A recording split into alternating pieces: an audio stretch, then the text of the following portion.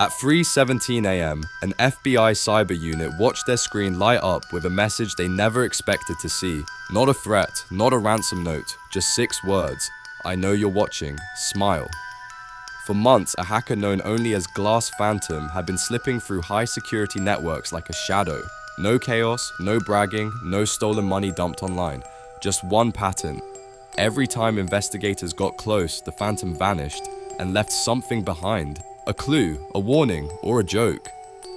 The FBI didn't know if Glass Phantom was one person or a group. All they had were fragments, a distinct writing style, late-night activity, and a strange signature. A tiny glass icon hidden in plain sight, like a fingerprint made of light. The media called it the cleanest hacker in America. The FBI called it a problem they couldn't afford. In a quiet operations room, agents pinned every lead to a board. Every lead seemed promising, until it wasn't, because Glass Phantom never fought the FBI head-on. They didn't break doors, they didn't run from sirens, they simply made the agents doubt what was real by feeding them information that looked perfect, but led nowhere. One night, agents thought they had it. A trail pointed to a rented apartment, paid in cash, computers inside, screens still warm. They rushed in, but the place was staged like a movie set. A keyboard with dust that looked like fingerprints, too neat, a monitor showing live activity on a loop, and a sticky note on the desk that read, "Good timing, wrong story." Here's what made Glass Phantom different. They didn't win by being louder, they won by being patient. While the FBI chased obvious clues, the Phantom was studying the investigators.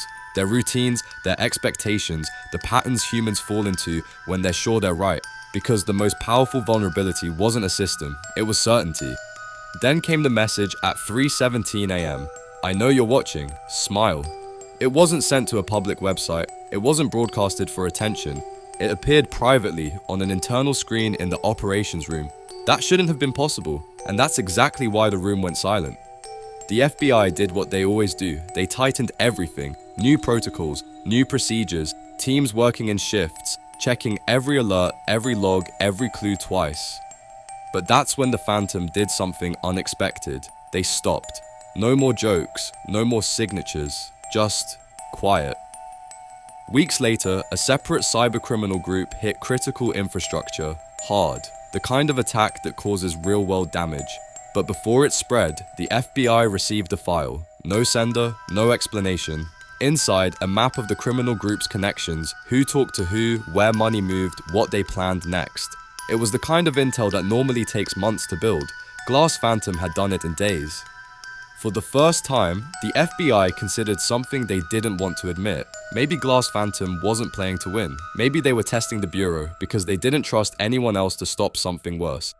The FBI used the intel and made arrests. News cameras flashed, headlines celebrated, but Glass Phantom, gone again. No signature, no goodbye, just one final message, left like a whisper. You're welcome. Now fix the cracks. To this day, the FBI has never publicly confirmed who Glass Phantom was. Some say they were a genius criminal, some say they were a hidden ally. But the scariest possibility is this: they outsmarted the FBI and then walked away on purpose.